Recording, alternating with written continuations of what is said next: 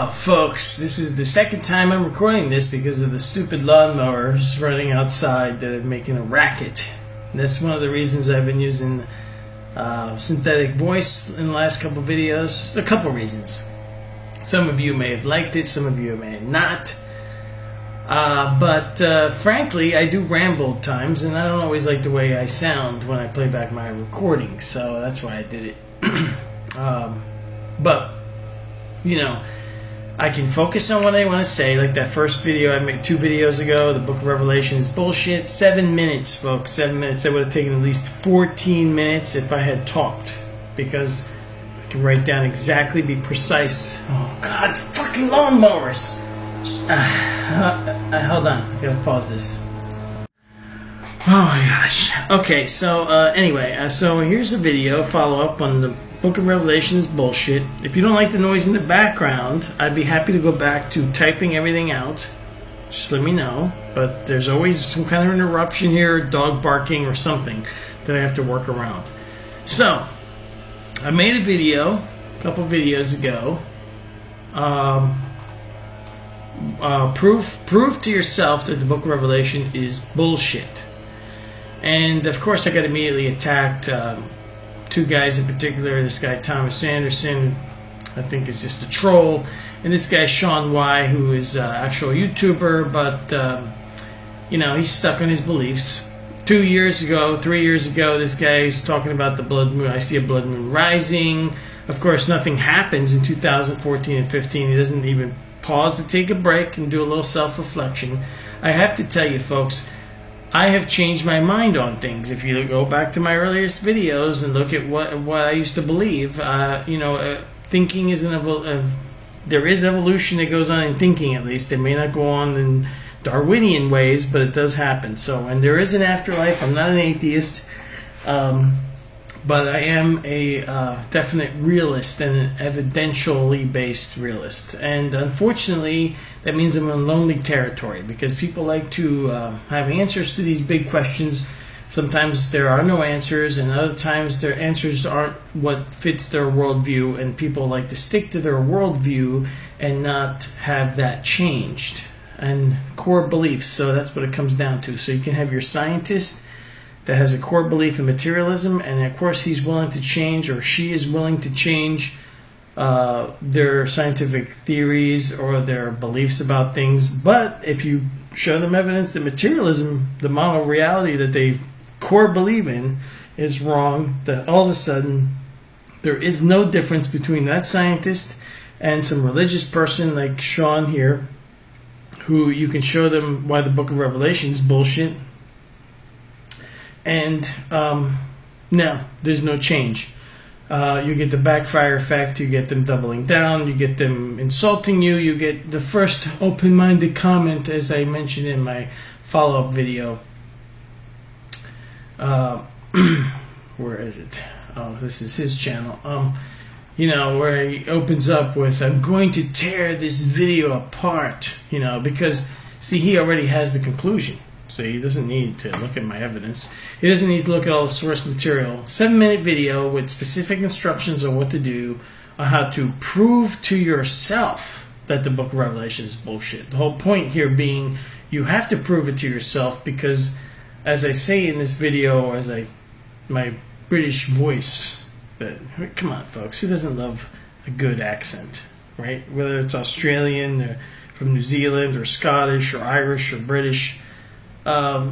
English, just, let's face it, sounds better when those people speak it. So I don't always like the way I sound, and plus I ramble sometimes, and if I type things down, even if I have a script or an outline in front of me, I tend to go off topic because I see the whole forest and not just the trees, and then that means I want to talk about the whole forest. So, if you get my meaning. So, anyway, you can't reason with some of these people. There's no reasoning with them, but you can reason with yourself at times. And if you have an open mind, and I can show you the source material to go through to review evidence against maybe some worldview you have, you can figure it out for yourself. And that's what my channel is going to be focused on from now on, to help people that want to help themselves.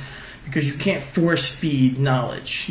I could put it together a 3-hour documentary on this nonsense, and at the end you won't change your mind unless you wanted to change your mind. So, oh, there's the dog barking. Another reason why. Okay, I'm going to pause the video for a second. So, you see little interruptions like that are what you have to deal with. Now, where was I? So, anyway. So you have... What do I mean by I'm not an atheist, but yet I can go against the Bible and my former religion indoctrination. Because you can be indoctrinated to any religion after you're born. It's not your fault, right? The real dilemma is unindoctrinating yourself, unbrainwashing yourself, looking at what is actually going on. And unfortunately, it requires a bit, actually a lot of out-of-the-box thinking. And most people don't want to go there. It's very not comfortable to be there. Let's face it, folks. If you lose your worldview, you can be like unmoored, and you feel like lost for a bit. But actually, it's a healthy thing.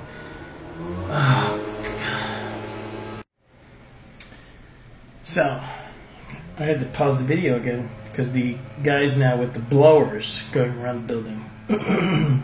Okay.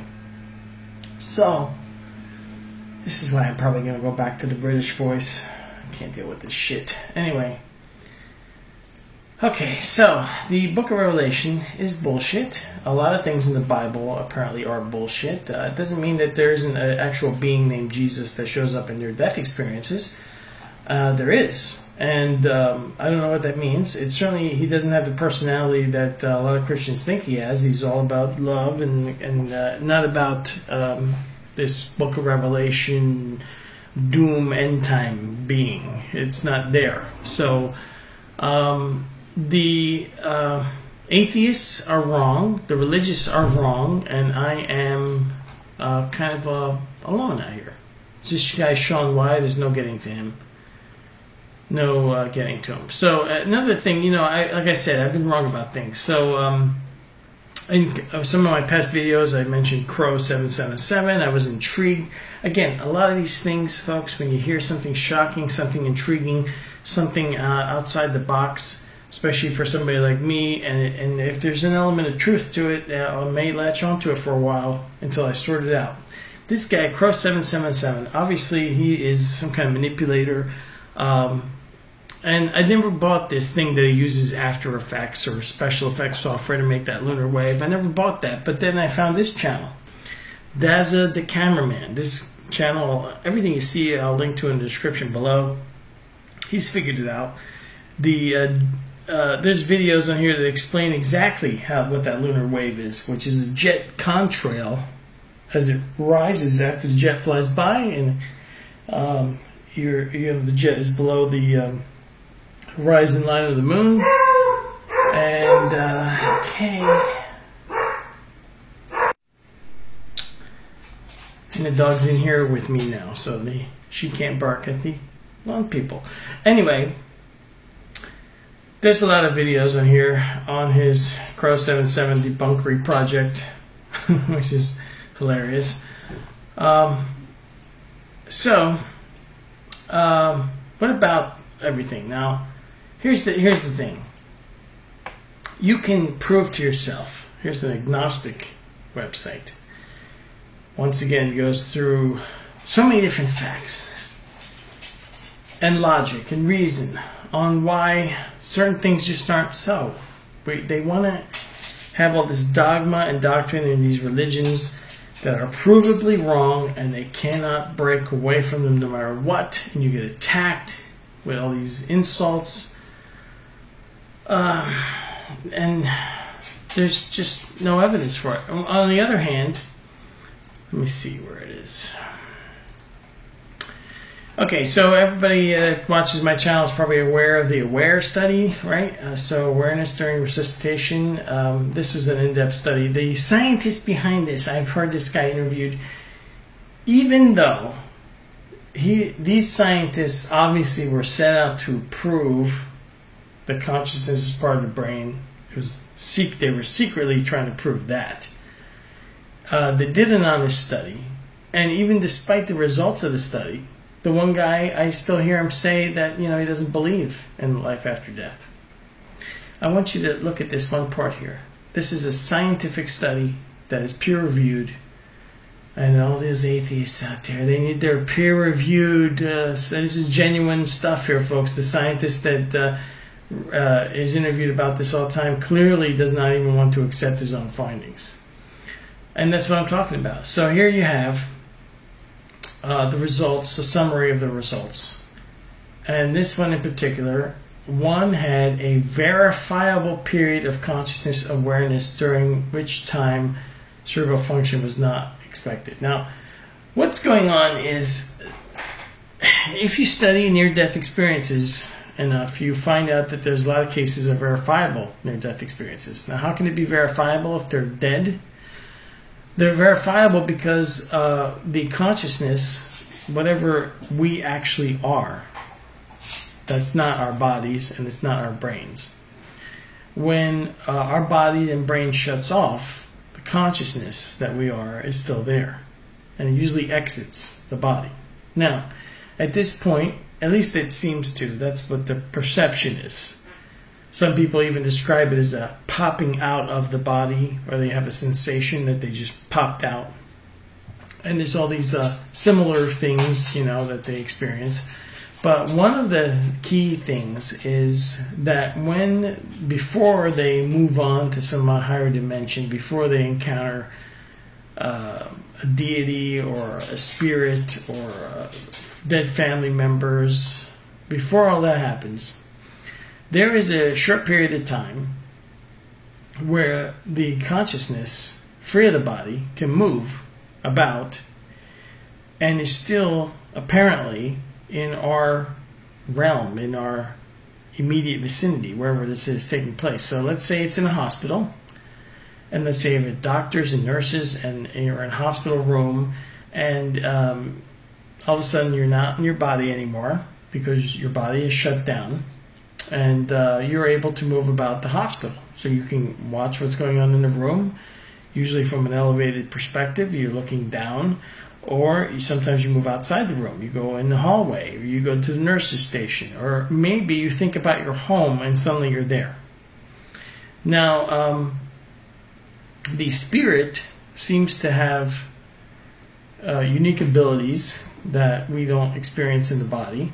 And then, of course, when you're in these places in the regular world here, the material world, you're observing things, you're still able to hear, even though you don't have ears, obviously. You're still able to see. A lot of these people report 360-degree vision. And they also report it as if they know, what they are, where they are. They're not uncomfortable with their new abilities. Anyway, as they witness things in the material world, and then maybe the doctors at the hospital, or maybe they move on to the spirit world temporarily, and then they encounter a deity or God himself, or maybe a being named Jesus, or maybe something else. One atheist encountered a female spirit being who said, "I am appearing to you this way because I know you'd find it most comfortable." And that's a lot of things in the spirit world apparently can transform, and maybe we can too when we're in the spirit world. Who knows? Anyway, they get told you have a choice maybe, or you have to go back, or the doctors shock the body back to life and you get pulled back into the body. So at that point you wake up and then you tell the doctors and nurses what happened, and perhaps you witness things that could not have been observed by you because you were dead. Biologically, your body and brain were shut down. So they did this AWARE study, and sure enough, although they only did it to a limited amount of patients, a very small number actually, and they were trying to study, I think it was, they're focused on cardiac arrests because they have a good medical knowledge of what happens to the body during cardiac arrest. And here you have, out of a very small group, one verifiable verifiable, meaning they saw things and reported back information of what they witnessed that they could not have seen because they were dead. These things happen all the time. Now, you can be the atheist asshole in the room, or you can be the religious asshole in the room. The religious asshole in the room might say something, like depending on what religion you are. If the near-death experiencer experienced things that doesn't fit the religion, all of a sudden it's got to be demonic, or it's from the devil, or it couldn't have happened. It's an illusion because we all sleep until the resurrection. Some Christians believe that, some don't. Or you can be the atheist in the room and be like this one of these scientists here who, even though has a verifiable experience under his belt, that's it. I don't think they're having any more of these studies. They might prove there's life after death, folks, and then what? Which they already have, but they might prove it beyond the point that they even can't deny it anymore.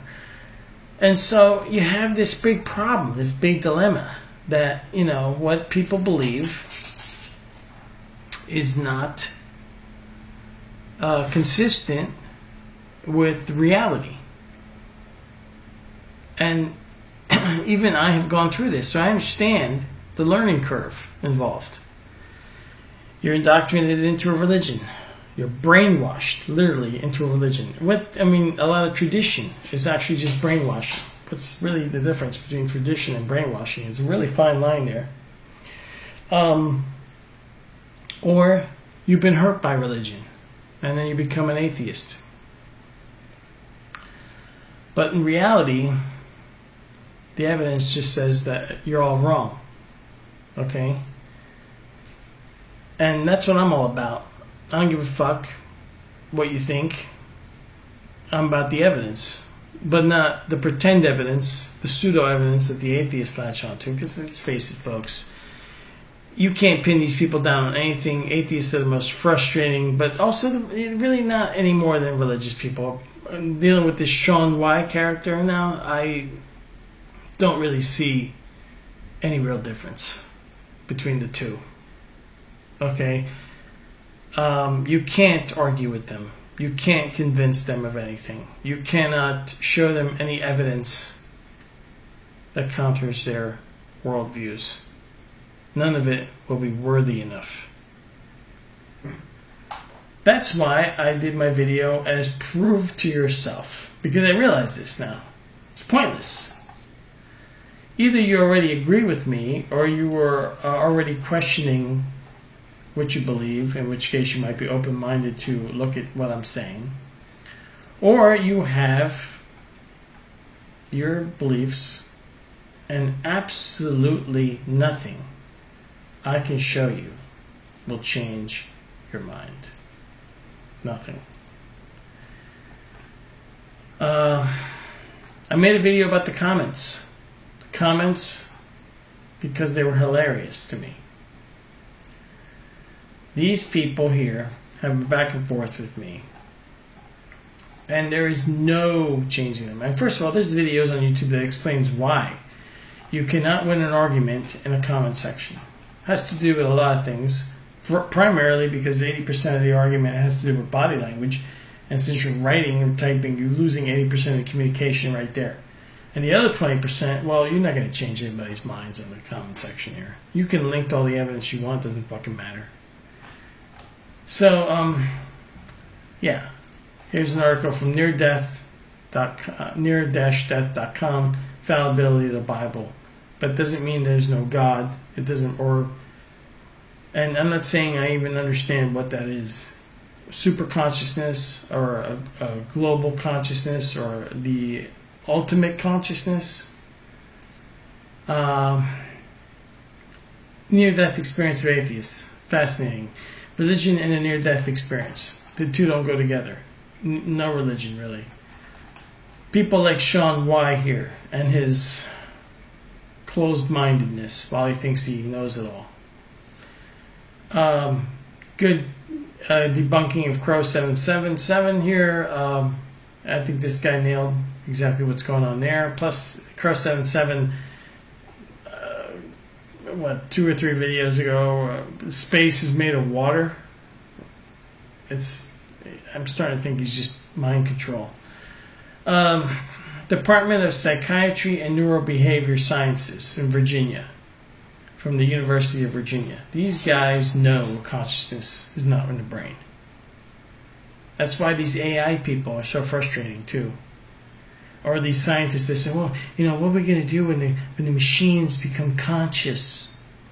They're not going to become conscious, okay? Because you guys don't even understand what consciousness is. You guys might as well be trying to make cars with square tires and telling everybody your theory of why imagine if scientists knew cars existed, but they never saw the bottom half of the car. They only saw the top half of the car.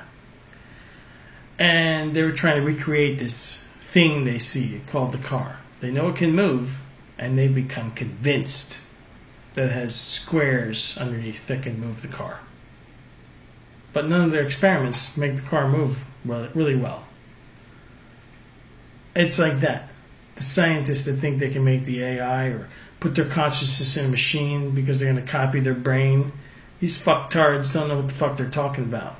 Because that's not how it works. Consciousness is something else. It's what we are that lives on forever, apparently. It's what we are that's not the body. But the body has its own thing going on, obviously. And there's the ego, which I think is from the body. And the inner voice in your mind, which people say is of the body, of the brain. So it's like a symbiotic relationship or something. But man, that body gets in the way of you knowing what the hell you really are. Here's a Superconscious article, Why Consciousness is Not in the Brain. The Global Consciousness Project, I've covered this before. When a whole bunch of people focus on something, random events become non-random, especially in a number generator. So what effect does it have in the real world? Something. So does 2 billion Christians constantly talking about how many number of them, because they're so diverse. Christianity is 2 billion people, but there's so many diverse views of it. And that's another thing, folks. Give your car manual to 20 people and give the Bible to 20 people. Keep it in mind the Bible is supposed to be inspired by God, and the car manual comes from a car manufacturer. Then take a quiz. How many people do you think will have conflict with the car manual? Or understand what the car manual said, or understand how to use the car? That's your big clue right there. Something's wrong. Why don't we have the original text in the Bible? The inspired Word of God is supposed to be preserved. Why don't we have the original texts? The technology was available. The Sumerians wrote in clay. We still have the Epic of Gilgamesh. Not some handed down version, but the original. Missy, sit. Why don't we have the original? Why couldn't God have inspired the writers of the Bible to at least make one copy in clay like the Sumerians wrote all their stuff? We still have like their shopping lists, folks. We have 4,000-year-old documents from the Sumerians. Why don't we have 2,000-year-old documents from the original, or 2,500 years ago? It would be really nice. The technology certainly existed. All they had to do was make one copy in clay. It would have been preserved for all time. Global Consciousness Project. Collective Evolution. I'm not sure about everything on the site, but this is a good article about proof of the afterlife, which actually links to this. Resuscitation, Official Journal of European Resuscitation Council. This peer-reviewed scientific journal here. Really, the evidence is undeniable with what I'm saying. Including that, what's wrong with biblical prophecy? Hey, aren't you people tired of waiting 2,000 years for end times that is never going to happen? They've been wrong so many times. How many times can you be wrong before you question yourself? Same thing with the environmentalist movement. I like to be clean. I like to be efficient. I like clean water. I like clean air. I want energy efficient technology. I don't want to waste energy. I don't want to pollute. But I'm not in the environmentalist movement because whether you realize it or not, that's just another pseudo-religious political movement that has been completely corrupted. They've made you believe all kinds of doomsday scenarios that have never come true. Al Gore's clock, 10-year time period is come and gone. Nothing's happened. ClimateGate, they're hiding the numbers. They're making you believe shit that isn't going to happen. They've been wrong and wrong and wrong and wrong about every prediction they've made, and yet people believe in it. People seem to be easily manipulated by end-time scenarios, and instead of having a genuine environmentalist movement that is honest, we have fake environmentalism, political, pseudo-religious environmentalism. Instead of having real spirituality that understands and tries to study the nature of our spirit, the nature of reality, we have the materialist scientists, we have the religious nutbags, and the scientific nutbags on either side. And nobody cares to honestly, know the truth. Very few do. I would say nobody. Some do, but I will link to all these links in the description if anybody cares. But based on my video here, which was 7 minutes long, and gave very specific tips on what to do with this material, these people could not pay attention even what my 7-minute content was. So that's why I don't give a fuck about rambling really in this video or how long it takes me to talk. It's more like a podcast at this point than anything. But you cannot follow 7 minutes of instructions. You can't. This guy Sean White contradicts himself in his own comments. At first, he's gonna, he's gonna the source material. What does he say? He's gonna run down all the source material, and then he says it's pointless to run it down because, it won't change. It won't do anything anyway. You should read this stuff for yourself. It's hilarious. I made a video about it, and then. Of course, what happened in that video? I get, let's see, where is it? This video here.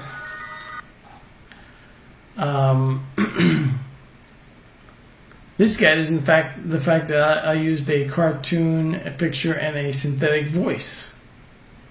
But there's no dog barking, there's no leaf blowers, there's no coughing, there's no rambling. It's nice, and I like the British voice. It's pleasant, and I can get right to the point. I'm going to use it again.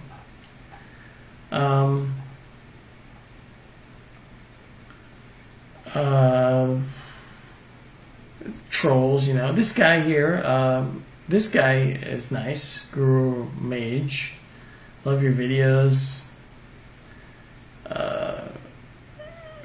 He likes them doing real research and not just belief in faith mentality. That's good. But the evidence is out there, folks. The truth is out there. You just want to find it. And that's it for today. Expect more of my Brit voice. I will be using that again, especially when I want to remain focused and make short, precise videos like I did. See you. Take care. And I'll talk to you guys later. Bye.